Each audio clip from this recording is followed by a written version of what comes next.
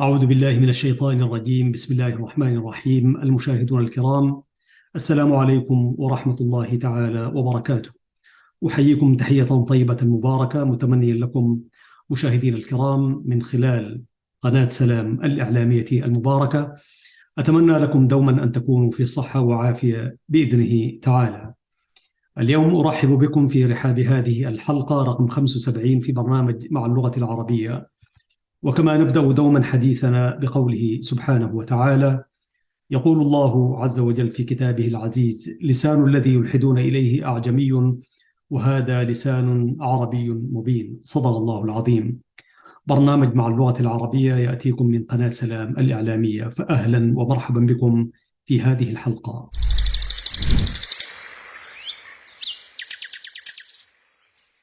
مشاهدي الكرام، أحييكم تحية مباركة طيبة، وارتأيت في هذه الحلقة أن أتحدث من المكتبة الإلكترونية عن قصص من التاريخ العربي، وبعد ذلك سنعرج هذا في الجزء الأول، وفي الجزء الثاني سنتحدث عن عظماء في التاريخ الإسلامي، شخصيات أثرت في تاريخنا الإسلامي وهم من عظماء التاريخ الإسلامي.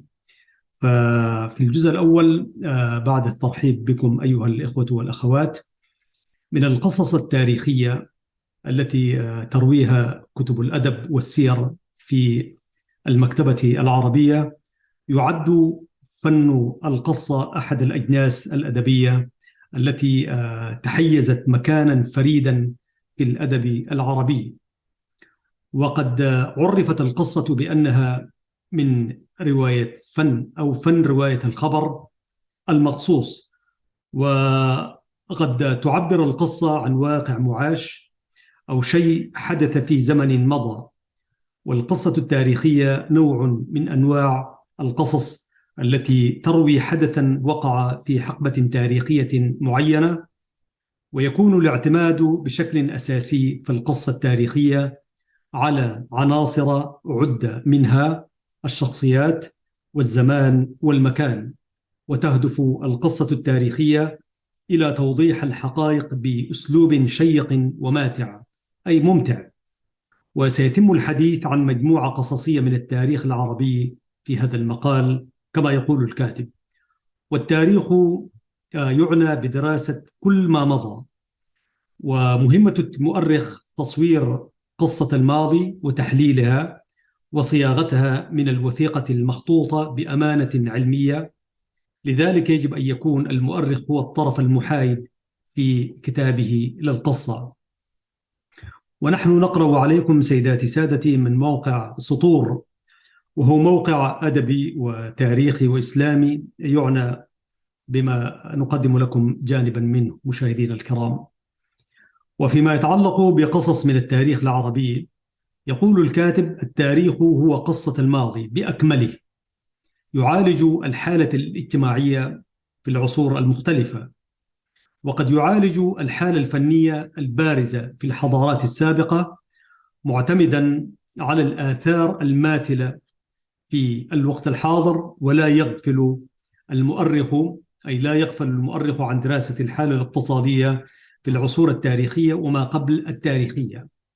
ويعمل المؤرخ على تقديم المقاربات التاريخية من خلال ربط أحداث وقعت في الماضي البعيد بأحداث تدور في العصر الحالي.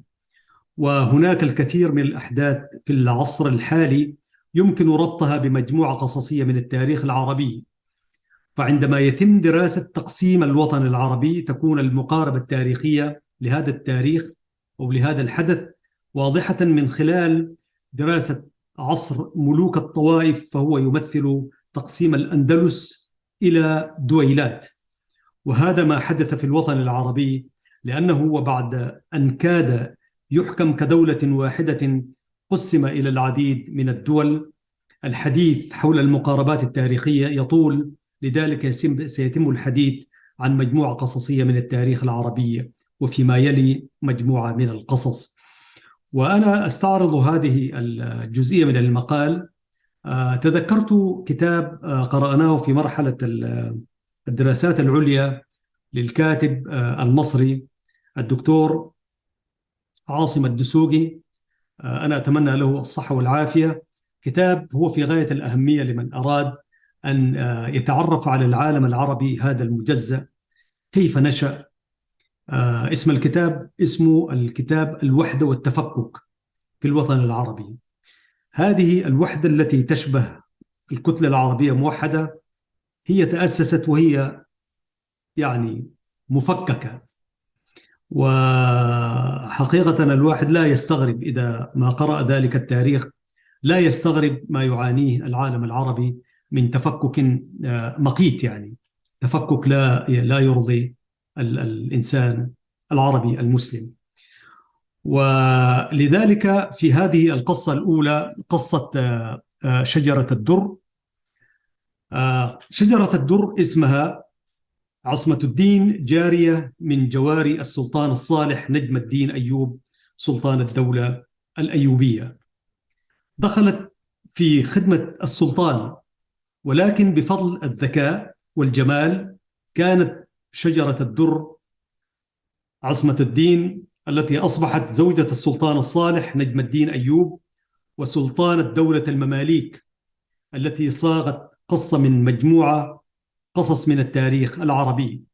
وبعد وفاة السلطان فكرت شجرة الدر بحنكة وذكاء ولم تعلن وفاته حتى لا تضطرب الدولة، خصوصا أنهم كانوا في حرب مع الصليبيين آنذاك.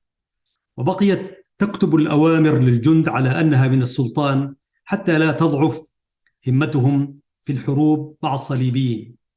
وبهذه الأثناء أرسلت لتوران شاه ابن السلطان الصالح، والذي كان يحكم في حصن كيفا، حتى يأتي ويحكم البلاد. وقد جاء توران شاه ليحكم الدولة الأيوبية، ولكن توران شاه بعد أن استلم عرش الدولة الأيوبية استبد به، وكانت معاملته سيئة مع شجرة الدر وكبار قادة المماليك. بعد أن اتضحت نية توران شاه في الحكم وسياساته القائمة على مبدأ التشكيك وإهانة المماليك، بدأت شجرة الدر تدبر أمر التخلص من توران شاه وقتله مع المماليك. وبالفعل تم قتل توران شاه آخر حكام الدولة الأيوبية. وبشجاعتها والجرأة التي تملكتها شجرة الدر كانت السلطانة الأولى للمماليك، وحكمت ما يقارب 3 أشهر، لكن لم يكتمل الأمر برفض قاطع للأمر من قبل الخليفة العباسي المعتصم. على الرغم من محاولة شجرة الدر إضفاء الشرعية لحكمها، وبذلك بعد أن أضافت اسم المعتصم لاسمها وقالت إنها ملكة المسلمين المعتصمية. وقد تنازلت شجرة الدر في نهاية الأمر عن الحكم، لكن بالرغم من ذلك بقيت تحكم بشكل غير معلن، وذلك لأنها تنازلت عن الحكم لعز الدين أيبك الذي اختارته من المماليك وتزوجته. وهذه قصة من مجموعة قصص من التاريخ العربي فيها إخبار عن مكانة ودور المرأة في التاريخ العربي الإسلامي. قصة ومعتصماه ترد كثير في حالات الانكسارات وما كان ينبغي أن تقوم عليه أمة تجاه أمة أخرى، فالناس يتذكرون هذا المقطع من المقولة التاريخية ومعتصماه. في العام 223 أو 223 هجرية صرخت امرأة مسلمة كانت أسيرة لدى البيزنطيين ومعتصماه. معتصماه الذي صرخت به هو الخليفة العباسي المعتصم بالله، الذي حرك الجيوش لأجل صرخة وصلت إلى مسامعه، ونتج عن ذلك أو عن تلك الصرخة فتح عظيم، وهو فتح عمورية الواقعة في آسيا الصغرى. وقد كان يحكم عمورية الروم البيزنطينيون آنذاك، وكانت هذه المرأة تتلقى التعذيب من حاكم عمورية، فصرخت باسم المعتصم الخليفة العباسي، الأمر الذي دفعه للتوجه إلى المنطقة وتخليصها من الروم. بالفعل تحرك الخليفة العباسي المعتصم بالله وقاد جيشه وحاصر عمورية، وقد استطاع المعتصم بالله أن يدخل عمورية ويسحق الروم، وقد خلص المرأة من يد حاكم عمورية البيزنطيني وقتله بعد الحصار الذي دام 55 يوما. كانت هذه الصرخة قصة من مجموعة قصص من التاريخ العربي. يا ترى عزيزي المشاهد وعزيزتي المشاهدة، كم امرأة تصرخ هذه الأيام وتقولها معتصمات في شتى بقاع العالم العربي. قصة الخلاف بين الأمين والمأمون. بدأت قصة الخلاف بين محمد الأمين وعبد الله المأمون، وهم أبناء الخليفة العباسي هارون الرشيد. عندما قام هارون الرشيد بتولية الأمين ولاية العهد، أو بتولية الأمين ولاية العهد ومن ثم المأمون، وأيضا كان هنالك ولي عهد آخر وهو شقيق الأمين والمأمون ويعرف بالمؤتمن. لكن الخلاف دب بين الأمين والمأمون على حكم الدولة العباسية. فعندما بدأ الأمين يحكم من بغداد بوصفه خليفة عباسية، كان أخيه المأمون يحاول التمرد بحكم خراسان. ومما ساعد في تطور هذا الخلاف تعيين موسى بن الأمين وليا للعهد. وبعد العديد من المراسلات بين الأمين والمأمون تقررت الحرب، والتقى كل من الأمين والمأمون بمنطقة الري، وهي من مدن إيران في العصر الحالي. وانتصر في المعركة جيش المأمون الذي قاده طاهر بن الحسين. بعد ذلك تم حصار بغداد من قبل جيش المأمون لمدة تزيد عن السنة، حتى استطاعوا دخولها والقبض على الخليفة الأمين وقتله. بذلك تكون نهاية الخليفة الأمين قصة من مجموعة قصص من التاريخ العربي. من عظماء التاريخ نقرأ لكم هذه السيرة. دون التاريخ العديد من الشخصيات العظيمة، أو دون للعديد من الشخصيات العظيمة، شخصيات تنتمي لجميع الحضارات ولجميع الأديان، وكان لها أثرا في جميع مجالات الحياة، من سياسة ودين وفكر وفلسفة وأدب وعلوم وفن وإدارة وجغرافيا، والكثير من تفريعات المجالات الحياتية، حتى أسهمت هذه الشخصيات في تغيير مجرى التاريخ. ومن المؤكد أنه من الصعب الإلمام بكل هذه الشخصيات لكثرتهم على مر العصور، ولكن سيتناول هذا المقال كما يقول الكاتب، والكاتب هي لبانة حسن، ونشرته في موقع سطور الإلكتروني، وهو موقع يهتم بالدراسات والتاريخ العربي الإسلامي. تقول الكاتبة: ومن المؤكد أنه من الصعب الإلمام بكل تلك الشخصيات لكثرتهم على مر العصور، ولكن سيتناول هذا المقال عددا من عظماء التاريخ الإسلامي. ولا خلاف على أن سيد الخلق سيدنا محمد صلى الله عليه وسلم هو سيد الأمم وأعظم عظماء التاريخ. لذلك ستعرض هذه المقالة أو ستتعرض لعظماء التاريخ الإسلامي بعد سيدنا محمد صلى الله عليه وسلم. السؤال الذي يطرح نفسه في المقالة هو: لماذا عظماء التاريخ الإسلامي على وجه الخصوص؟ لقد أثبتت الكثير من الدراسات الغربية التي بحثت في التغيرات الديموغرافية في الديانات الكبرى أن الإسلام هو أكثر الديانات امتدادا زمنا ومكانا، فقد شهد انتشارا في العالم والدول الإسلامية، وما زالت مساحات انتشاره واتساعه في تزايد مستمر، إذ إنه الدين الوحيد في العالم الذي ينتشر أسرع من نمو سكان العالم. ويعود ذلك لعدة أسباب، منها عالمية الدعوة الإسلامية وحرص العديد من المسلمين على الاستمرار في الدعوة والتجديد في الدين الإسلامي. التجديد بمعنى الالتزام بالمبادئ العامة، ولكن تجديد في المفاهيم الحياتية يعني. بالإضافة إلى موافقته تعاليم الإسلام للعقل والفطرة السليمة، وتبليغ رسالة الإسلام بالقول والعمل. والكثير من الدعاة، ولا نقول كلهم، قد طابقوا قولهم بالفعل من الدين الإسلامي. حتى المسلمين أنفسهم قدموا الكثير من النماذج المشرقة في التاريخ الإسلامي دفعت الناس إلى اعتناق هذا الدين الحنيف. كما كان للحفاظ على شعائر الإسلام وإبرازها وإبراز محاسن الدين الإسلامي أثر كبير في سرعة انتشار هذا الدين وبروز عظماء التاريخ الإسلامي بصدى أفعالهم. من أولئك يوسف ابن تاشفين. ويوسف ابن تاشفين ناصر الدين ابن تلاكاكين، الملقب بيوسف المغرب وأمير المسلمين، وعرف من بين عظماء التاريخ الإسلامي بأنه ثاني ملوك المرابطين في المغرب، وأعظم ملك مسلم في وقته. عمل على تأسيس أول إمبراطورية في المغرب الإسلامي من حدود تونس الحالية حتى غانا جنوبا والأندلس شمالا يا إسبانيا.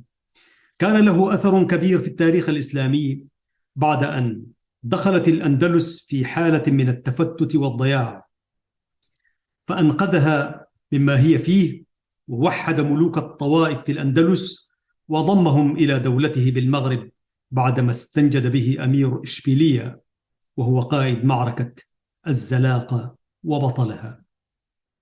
كذلك من عظماء التاريخ الإسلامي سليمان الحلبي، وهو سليمان بن محمد أمين الحلبي، شاب في 24 من عمره ومجاهد سوري، غير مجرى التاريخ عندما اغتال الجنرال كليبر قائد الحملة الفرنسية على مصر عام 1798 ميلادية. سليمان الحلبي هو أحد طلبة الأزهر الشريف، كان هدفه القتال في سبيل الله ومقاومة الفرنسيين بعد مجازرهم في مصر وإعدام علماء أزهريين، وقتل نابليون بونابرت. ولسفر الأخير كان أن اغتال كليبر بدلا من بونابرت. ولأهمية هذه الشخصية في مجرى التاريخ فقد تناولها القاص في قصته القصيرة الجريمة، ليشير إلى الظلم الذي واجهه سليمان الحلبي في محاكمته وموته. مالكوم إكس، وهو مالكوم ليتل المعروف بالحاج مالك الشباز، وهو داعية إسلامي آمن بالحريات وحقوق الإنسان، وكان من أبرز قضاياه الدفاع عن الأمريكي من أصل إفريقي. عمل على تصحيح مسيرة الحركة الإسلامية في أمريكا، والتي انحرفت بقوة عن العقيدة الإسلامية، فدعا إلى العقيدة الصحيحة إلى أن اغتيل لدعوته ودفاعه عنها. قتل والد مالكوم إكس على يد العنصريين البيض في أمريكا. دخل مالكوم إكس السجن وانضم فيه إلى حركة أمة الإسلام، وعندما أطلق سراحه عام 1952 ميلادية صار كبار من قادة الحركة والمتحدث الإعلامي باسمها، ولكنه تركها فيما بعد عام 1964 لخلاف بينه وبين رئيسها الإيجار محمد. ترك مالكوم إكس الحركة في مارس 1964. سافر إكس بعد ذلك في رحلة إلى إفريقيا والشرق الأوسط، أدى خلالها مناسك الحج، ثم عاد إلى الولايات المتحدة الأمريكية، وكان له أثر واضح فيها عندما أسس المسجد الإسلامي ومنظمة الوحدة الإفريقية الأمريكية. وفي شهر فبراير سنة 1965، أي بعد أقل من سنة من تركه لحركة أمة الإسلام، قام باغتياله 3 من أعضاء الحركة. عندما كان مالكوم إكس متحدثا باسم حركة أمة الإسلام كان عنصريا وينشر أفكار التفرقة بين الأمريكيين البيض والسود، ويقدم الأفكار العنصرية لدى السود على البيض. وبعد تركه الحركة عام 1964 تحول إلى المذهب السني وابتعد عن العنصرية والتفرقة. عظماء إسلاميون آخرون مشاهدينا الكرام، هنا تذكر المقالة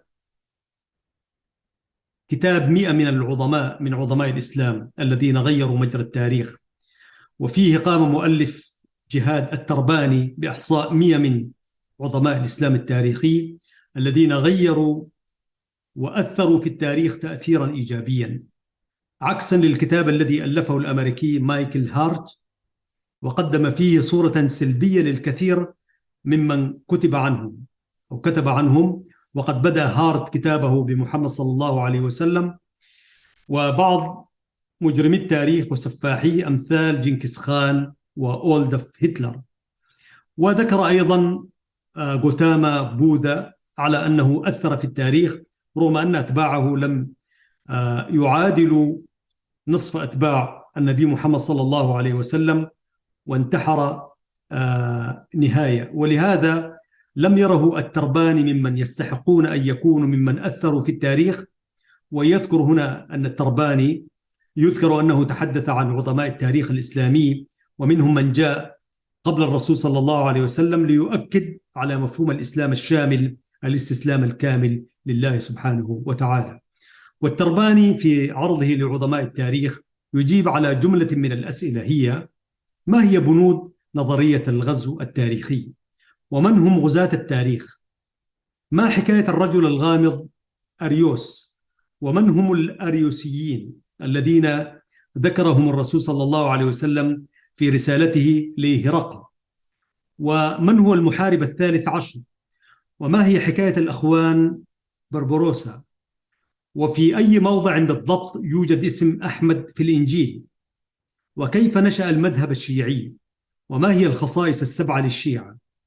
وماذا كتب هارون الرشيد على ظهر رسالة نقفور؟ وماذا كتب المعتمد ابن عباد على ظهر رسالة ألفونسو؟ أسئلة تهم كل مسلم يقرأ في التاريخ، وتاريخ رجال المسلمين كان لهم أثر فاعل فيه.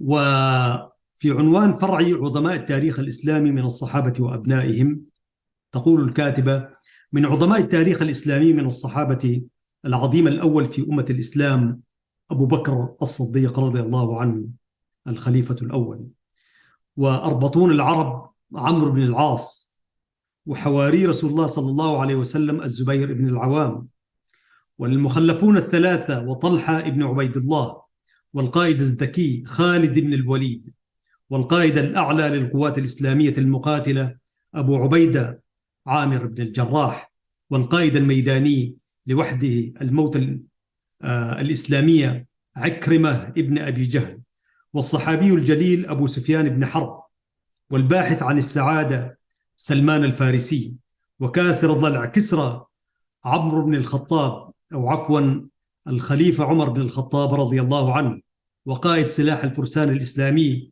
سعيد بن زيد، وصقر اليمامة زيد بن الخطاب.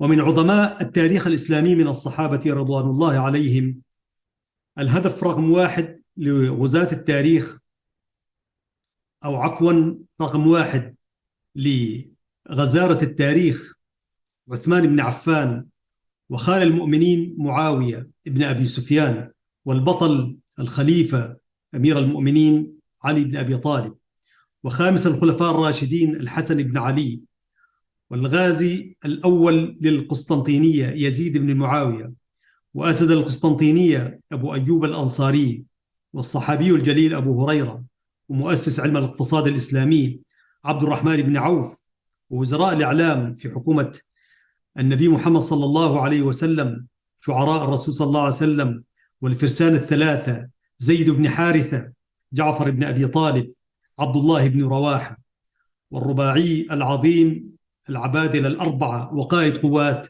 الكوماندرز الإسلامية محمد بن مسلمة، ومدمر الإمبراطورية الفارسية سعد بن أبي وقاص رضي الله عنه، وكثير من عظماء التاريخ الذين ذكرهم المقال. مشاهدي الكرام، سنتوقف هنا قليلا لنعود وأقرأ عليكم القصة التي وردت في ومعتصماه، ثم نقرأ القصيدة العصماء لأبو تمام رحمة الله عليه. كونوا معنا مشاهدينا الكرام، وهذه قناة سلام الإعلامية المباركة.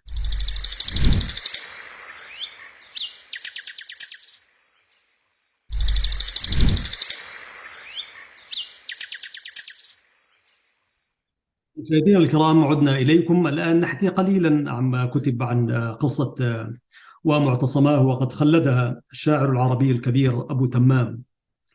تقول القصة كما أشرنا إليها في مدخل البرنامج: أنشد أبو تمام قصيدته السيف أصدق أنباء من الكتب ضد المنجمين والرجم بالغيب، وثناء على نصرة الضعفاء.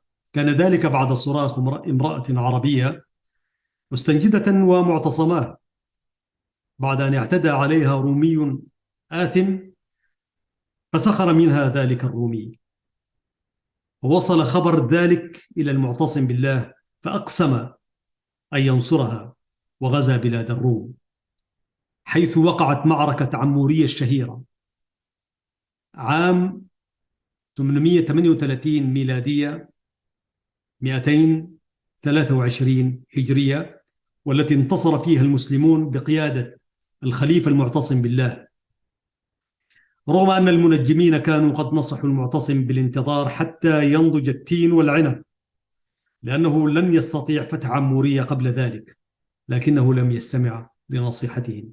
والله نهدي هذه القصيدة لزعماء الأمة العربية والإسلامية في هذا الزمن العجيب. قال أبو تمام في قصيدته: السيف أصدق أنباء من الكتب، السيف أصدق أنباء من الكتب، في حده الحد بين الجد واللعب. والقراءة الصحيحة: السيف أصدق إنباء من الكتب، في حده الحد بين الجد واللعب. بيض الصفائح لا سود الصحائف، في متونهن جلاء الشك والريب. والعلم في شهب الأرماح لامعة، بين الخميسين لا في السبعة الشهب. أين الرواية؟ بل أين النجوم؟ وما صاغوه من زخرف فيها ومن كذب، تخرصا وأحاديثا ملفقة، ليست بنبع إذا عدت ولا غرب. عجائبا زعموا الأيام مجفلة، عنهن من في صفر الأصفار أو رجب. وخوفوا الناس من دهياء مظلمة، إذا بدا الكوكب الغربي ذو الذنب. وصيروا الأبراج العليا مرتبة، ما كان منقلبا أو غير منقلب. يقضون بالأمر عنها وهي غافلة، ما دار في فلك منها وفي قطب. لو بينت قط امرأ قبل موقعه، لم تخف ما حل بالأوثان والصلب. فتح الفتوح تعالى أي يحيط به نظم من الشعر أو نثر من الخطب. فتح تفتح أبواب السماء له، وتبرز الأرض في أثوابها القشب. يا يوم وقعت عمورية، صرفت منك المنى حفلا معسولة الحلب. أبقيت جد بني الإسلام في صعد، والمشركين ودار الشرك في صبب. أم لهم لو رجوا أن تقتدى، جعلوا فداها كل أم منهم وأبي. وبرزة الوجه قد أعيت رياضتها، كسرى وصدت صدودا عن أبي كرب. بكر فما افترعتها كف حادثة، ولا ترقت إليها همة النوب. من عهد إسكندر أو قبل ذاك فقد شابت نواصي الليالي وهي لم تشب، حتى إذا مخض الله السنين لها مخض البخيلة كانت زبدة الحقب. أتتهم الكربة السوداء سادرة منها وكان اسمها فراجة الكرب، جرى لها الفال برحا يوم أنقرة، إذ غودرت وحشة الساحات والرحب. لما رأت أختها بالأمس قد خربت كان الخراب لها أعدى من الجرب. لما رأت أختها بالأمس قد خربت كان الخراب لها أعدى من الخرب.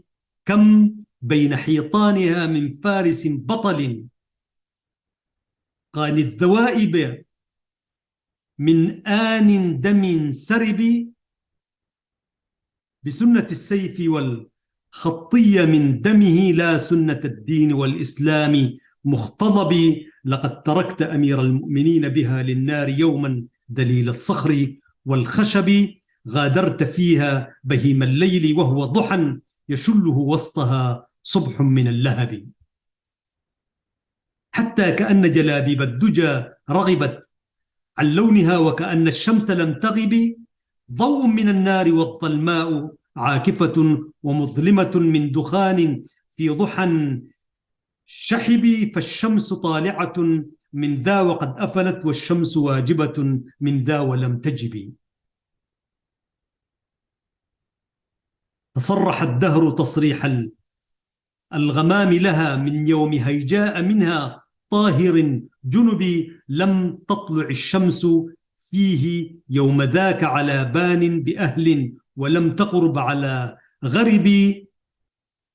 ما ربع مية معمورية يطيف به غليان أبهى ربا من ربعها الخرب، ولا الخدود وقد أدمين من خجل أشهى إلى ناظري من خدها الترب. سماجة غنيت منا العيون بها عن كل حسن بدا أو منظر عجبي. وحسن منقلب تبقى عواقبه، جاءت بشاشته من سوء منقلب. لو يعلم الكفر كم من أعصر كمنت له العواقب، بين السمر والقضب. تدبير معتصم بالله منتقم، لله مرتقب في الله مرتغب. ومطعم النصر لم تكهم أسنته يوما ولا حجبت من روح محتجب. لم يغزو قوما ولم ينهد إلى بلد إلا تقدمه جيش من الرعب. لو لم يقد جحفلا يوم الوغى لغدا من نفسه وحدها في جحفل لجب. رمى بك الله برجيها فهدمها، ولو رمى بك غير الله لم يصب. من بعد ما أشربوها واثقين بها والله مفتاح باب المعقل الأشب. وقال ذو أمرهم لا مرتع صدد للسارحين وليس الورد من كثب. أمانيا سلبتهم نجح هاجسها ظبي السيوف وأطراف القنا السلب. إن الحمامين من بيض ومن سمر، دلو الحياتين من ماء ومن عشب. لبيت صوتا زبطريا هرقت له كأس الكرى ورضاب الخرد العرب. عداك حر الثغور المستضامة عن برد الثقور وعن سلسالها الحصب. أجبته معلنا بالسيف منصلتا، ولو أجبت بغير السيف لم تجب. حتى تركت عمود الشرك منعفرا ولم تعرج على الأوتاد والطنب. لما رأى الحرب رأي العين طوفلس والحرب مشتقة المعنى من الحرب، غدا يصرف بالأموال جريتها، فعزه البحر دون التيار والحدب. هيهات زعزعت الأرض الوقور به من غزو محتسب، لا غزو مكتسب. لم ينفق الذهب المربي بكثرته على الحصى، وبها فقر إلى الذهب. إن الأسود أسود الغيل همتها يوم الكريهة، في المسلوب لا السلب. ولا وقد ألجم الخطي منطقه بسكتة تحتها الأحشاء، في صخب أحذى قرابينه صرف الردى، ومضى يحث أنجى مطياه من الهرب. موكلا ببقاع الأرض يشرفه من خفة الخوف لا من خفة الطرب. إن يعد من حرها عدوى الظليم، فقد أوسعت جاحمها من كثرة الحطب. 90,000 كآساد الشرى نضجت جلودهم قبل نضج التين والعنب. يا رب حوباء، يا رب حوباء، لما اجتث دابرهم، طابت ولو ضمخت بالمسك لم تطب. ومغضب رجعت بيض السيوف به، حي الرضا من دراهم ميت الغصب. والحرب قائمة في مأزق لجج، تجث القيام به صغرا على الركب. كم نيل تحت سناها من سنا قمر، وتحت عارضها من عارض شنب. كم كان في قطع الأسباب الرقاب بها إلى المخدرة العذراء من سبب. كم أحرزت قضب الهندي مصلته تهتز من قضب تهتز في كثب. بيض إذا تصبت من حجبها، رجعت أحق بالبيض أترابا من الحجب. خليفة الله، جاز الله سعيك عن جرثومة الدين والإسلام والحسب. بصرت بالراحة الكبرى فلم ترها تنال إلا على جسر من التعب. إن كان بين صروف الدهر من رحم موصولة أو ذمام غير منقضب، فبين أيامك اللاتي نصرت بها وبين أيام بدر أقرب النسب. أبقيت بني الأصفر الممراض كاسمهم صفر الوجوه، وجلت أوجه العرب. كانت تلك قصيدة أبو تمام في القصيدة المشهورة: السيف أصدق إنباء من الكتب، في حده الحد بين الجد واللعب. ما رأيكم مشاهدينا الكرام أن نتوقف قليلا؟ وقد جاراه أو عندما شاهد الشاعر العربي اليمني الكبير رحمة الله عليه عبد الله البردوني كتب قصيدة في هذا الزمن، زمن الانكسارات والهزائم للأمة العربية الإسلامية، كتب قصيدة عصماء وهو يخاطب أبو تمام، يقول له: أنت شهدت انتصار المعتصم بالله لصرخاء امرأة. فيتحدث عن زماننا هذا عبد الله البردوني. أعود بعد قليل فأقرأ عليكم جانبا من القصيدة أو كلها حسب ما يسمح به الوقت. مشاهدينا الكرام، هذه قناة سلام الإعلامية المباركة، أبقوا معنا في برنامج مع اللغة العربية.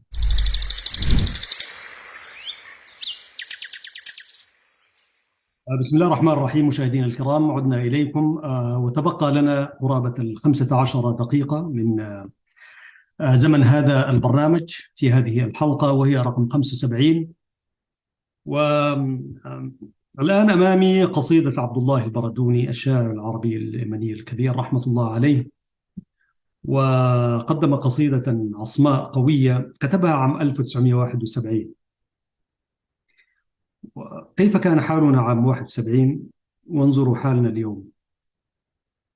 أبو تمام وعروبة اليوم. استمعنا إلى ما قاله أبو تمام وهو يمجد آه، المعتصم بالله كيف انتصر لصرخة امرأة عربية مسلمة. فأبو تمام عبد الله البردوني يهدي أبو تمام وعروبة اليوم، يحكي له واقعنا العربي 1971. وأنا أقرأ قصيدة أبو تمام تذكرت قصيدة برضو أيام يعني ما أن تبدأ هذه الأمة تود أن تلتئم وتتوحد، يدخل أولئك المفرقون. في يوم من الأيام طبعا كانت الوحدة الثلاثية العربية، مصر وسوريا و آه نعم مصر وسوريا، وكانت وحدة أيضا أقرب إلى أن تكون تكامل بين السودان وليبيا بداية عهد الإنقاذ. وهنالك انبرى في زيارة تاريخية لمعمر القذافي رحمة الله عليه للسودان، كتب شاعر السودان العربي الإسلامي الكبير فراج الطيب السراج قصيدة على نفس البحر بيقول فيها، وأنا استمعت إليها من إذاعة أم درمان، وكانت الأمسية في قاعة الصداقة بالخرطوم فيما أظن. قال يعني: كانت أماني شعب جد في الطلب تلفها عنه أطياف من الحجب. تلك الوحدة كانت أماني شعب جد في الطلب تلفها عنه أطياف من الحجب، صارت حقيقة عين لم تعد حلما، إلى آخر. وقال فيما قال وأن دا عمر الإنقاذ عانقه معمر الفعل للأقوال والخطب. رحم الله العقيد وفرج الله عن الزعيم عمر البشير. نتحدث عن قصيدة عبد الله البردوني أو نقرأها لكم مشاهدينا الكرام. قال البردوني في قصيدة قوية: أبو تمام وعروبة اليوم، ما أصدق السيف، ما أصدق السيف إن لم يمضه الكذب، وأكذب السيف إن لم يصدق الغضب. ما أصدق السيف إن لم يمضه الكذب، وأكذب السيف إن لم يصدغ الغضب. بيض الصفائح أهدى حين تحملها، أيد إذا غلبت تعلو بها الغلب.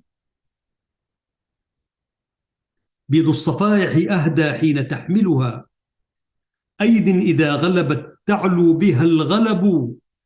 وأقبح النصر نصر الأقوياء بلا فهم، سوى فهم كم باعوا وكم كسبوا.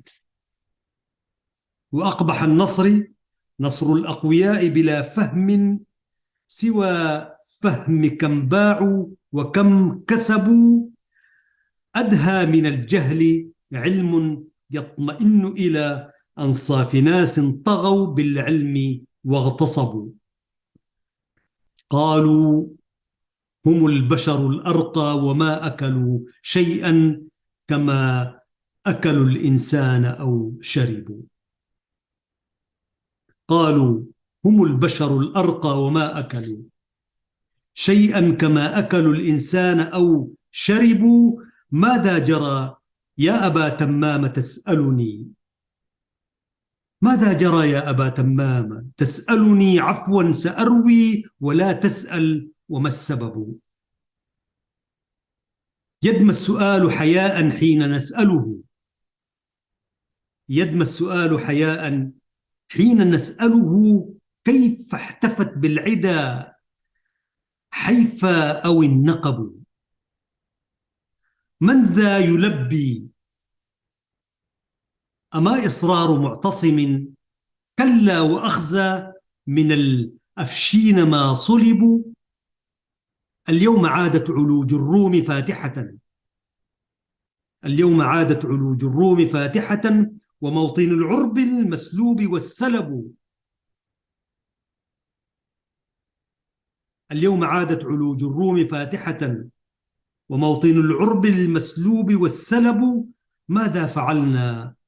غضبنا كالرجال ولم نصدق، وقد صدق التنجيم والكتب. فأطفأت شهب الميراج أنجمنا وشمسنا، وتحدت نارها الحطب، وقاتلت دوننا الأبواق صامدة. أما الرجال فماتوا ثم أو هربوا. حكامنا إن تصدوا للحمى اقتحموا، حكامنا إن تصدوا للحمى اقتحموا، وإن تصدى له المستعمر انسحبوا. حكامنا إن تصدوا للحمى اقتحموا، وإن تصدى له المستعمر انسحبوا. هم يفرشون لجيش الغزو أعينهم، ويدعون وثوبا قبل أن يثبوا.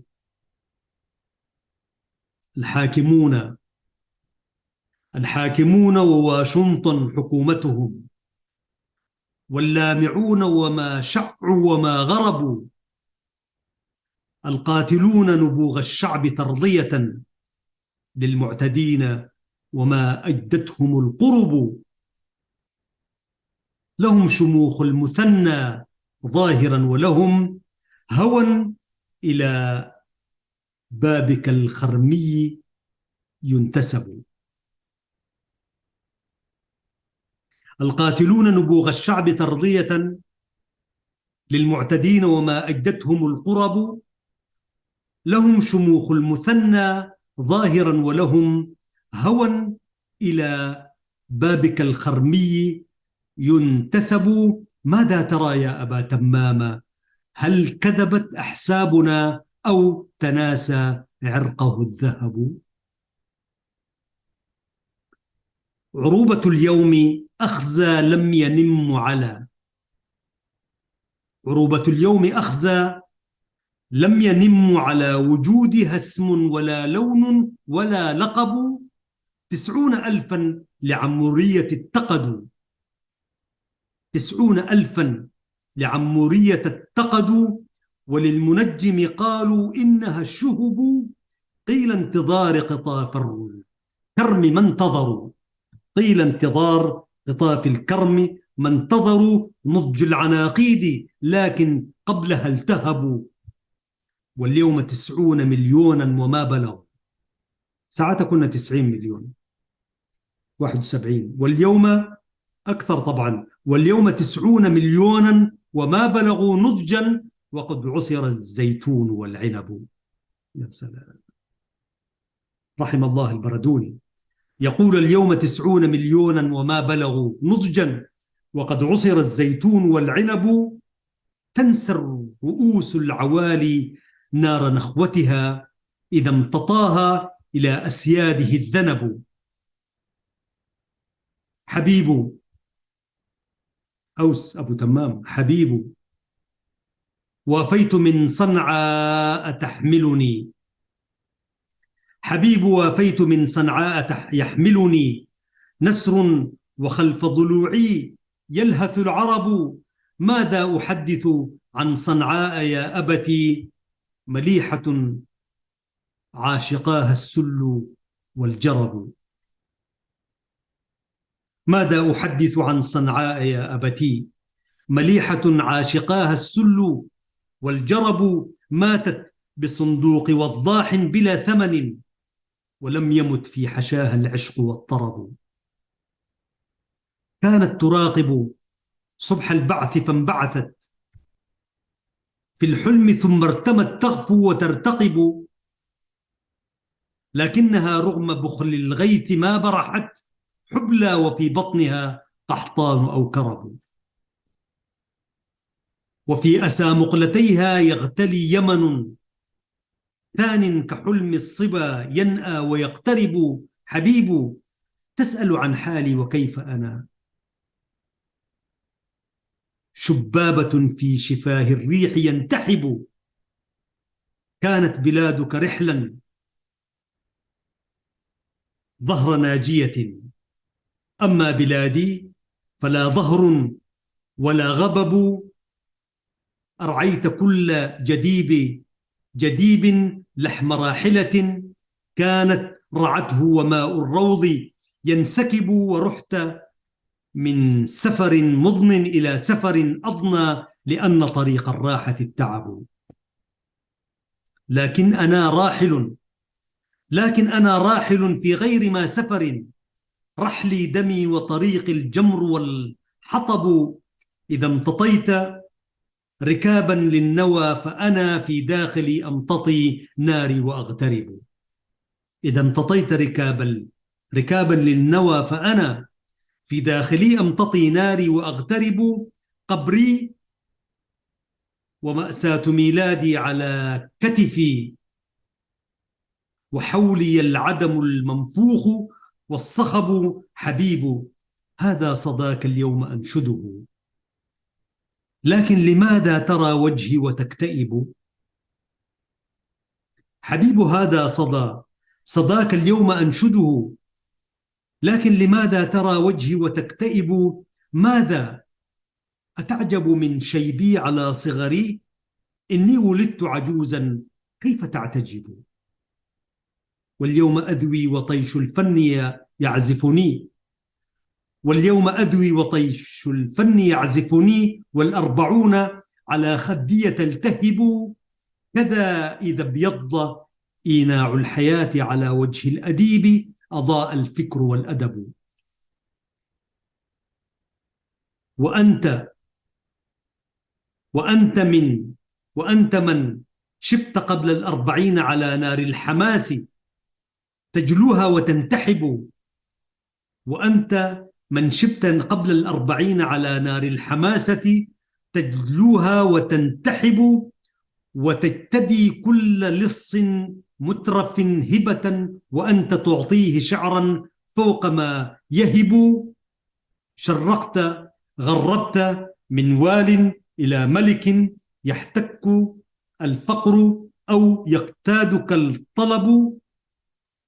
طوفت حتى وصلت الموصل، انطفأت فيك الأماني ولم يشبع لها أرب. لكن موت المجيد الفذ يبدأه ولادة من صباها ترضع الحقب. حبيب ما زال في عينيك أسئلة، حبيب ما زال في عينيك أسئلة تبدو وتنسى حكاياها فتنتقب. وما تزال بحلقي ألف مبكية من رهبة البوح تستحي وتضطرب. يكفيك أن عدانا أهدروا دمنا، يكفيك أن عدانا أهدروا دمنا، ونحن من دمنا نحسو ونحتلب. سحائب الغزو تشوينا وتحجبنا، يوما ستحبل من إرعادنا السحب. ألا ترى يا أبا تمام بارقنا، إن السماء ترجى حين تحتجب. رحم الله شاعر اليمن والعرب الكبير عبد الله البردوني، كتب هذه القصيدة في ديسمبر عام 1971، يهدي واقعنا المزري لأبي تمام. يقول له أبو تمام وعروبة اليوم: ما أصدغ السيف إن لم يمضه الكذب، وأكذب السيف إن لم يصدغ الغضب. وقد سرينا نحو الهاوي أكثر، كما قال سبحانه وتعالى: وكل عام تردلون. اللهم خذ بأيدي المسلمين جميعا، وسخر لعبادك المستضعفين من يأخذ بأيديهم وينتصر لهم. أيها المشاهدون الكرام، قدمنا لكم حلقة فيها شيء من هذا وذاك، فيها من القصص العربية وفيها شيء من عظماء التاريخ والإسلام. ووقفنا على قصيدة ومعتصماه أبو تمام، وهو يمدح خليفة المسلمين المعتصم بالله، كيف استنجد لامرأة عربية صرخت أمام اضطهاد شخصية واحدة فكم هن اللاتي يبكين في هذا الزمن من أمة الإسلام وأمة العرب. فعبد الله البردوني رحمة الله عليه ورحم الله أبو تمام قال له أبو تمام عروبة اليوم، وكانت قصيدة طبعا في زمنها، وقد ألقاها البردوني رحمة الله عليه قبل وفاته في كثير من المنابر، وكانت قصيدة يعني من عيون الشعر العربي. أيها الإخوة المشاهدون، هكذا ننتهي ونصل إلى نهاية هذه الحلقة. آمل أن نكون قد قدمنا لكم شيئا مما يعالج اللغة العربية التي نهتم بها، ونسأل الله سبحانه وتعالى أن يحببها إلينا ويحببها إليكم. وكما بدأنا الحديث بقوله تعالى نختتم به سبحانه وتعالى. يقول الله عز وجل في كتابه العزيز: لسان الذي يلحدون إليه أعجمي وهذا لسان عربي مبين. برنامج مع اللغة العربية من إعداد وتقديم محدثكم أحمد شريف. تحياتي لكم وتحيات الزملاء الذين يسهرون ويعملون في الإخراج الذي يخرج إليكم البرنامج بثوبه القشيم الذي ترونه. لكم التحية وجزاهم الله خيرا، وأسأل الله أن يجمعنا بكم دائما في خير ونعمة وبركة. السلام عليكم ورحمة الله وبركاته.